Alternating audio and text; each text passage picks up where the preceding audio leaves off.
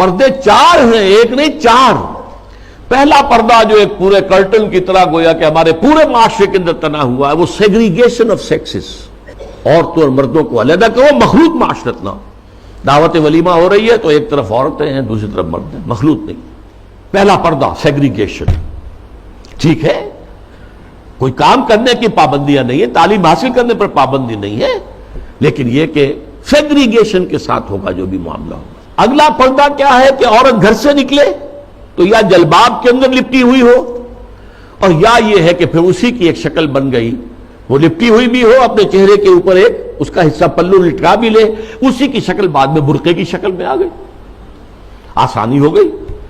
جلباب میں ہے تو آپ کا ایک ہاتھ جو ہے عورت کا وہ چادر کو سنبھالنے پر لگے گا، صرف ایک ہاتھ فری ہوگا۔ اگر آپ نے برقعہ اوڑھ لیا ہے اور نقاب بھی ڈالا ہوا ہے، دونوں ہاتھ فری ہیں۔ ڈاکٹر کے ہاں جانا ہے، بچے کو لے کر دکھانا ہے، بچے کو گود میں لیا اور ایک ہاتھ میں بوتل لے رکھی ہے دوا کے لیے، ورنہ یہ ہے کہ معاملہ مشکل ہو جائے گا۔ تو برقعہ اس کی ایک ارتقائی شکل ہے۔ تیسرا پردہ چار دیواری، گھر کے اندر صرف محرم داخل ہوگا، نہ محرم نہیں جائے گا، چاہے وہ آپ کا داماد ہے، لیکن داماد کی محرم صرف اس کی بیوی ہے، آپ کی ایک بیٹی ہے، دوسری بیٹیاں اس کی محرم نہیں ہے۔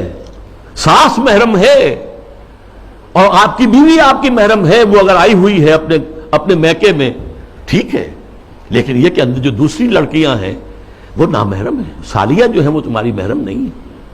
یہ تیسرا پردہ ہے۔ چوتھا پردہ ہے ستر، محرموں کے سامنے بھی پورا جسم نہیں کھول سکتے، صرف چہرہ، سر کے بال بھی نہیں، ہاتھ اور پاؤں، یہ ستر کہلاتا ہے۔ ان تین چیزوں کے علاوہ کوئی جسم کا حصہ باپ کی نظر پہ بھی نہیں آنا چاہیے، بھائی کی نظر میں بھی نہیں آنا چاہیے، مستور رہے گی گھر کے اندر بھی مسلمان عورت۔ اس کے بعد جو ہے وہ صرف شوہر کا معاملہ ہے۔ یہ چار پردے ہیں اسلام میں، اس تہذیب کی بنیاد آج اس کی بےخکنی کی جا رہی ہے، ختم کیا جا رہا ہے، اور یہ ماسٹر سٹروک ہے، اسلامی تہذیب کی جڑ کھود دینے والی شے یہ ہے۔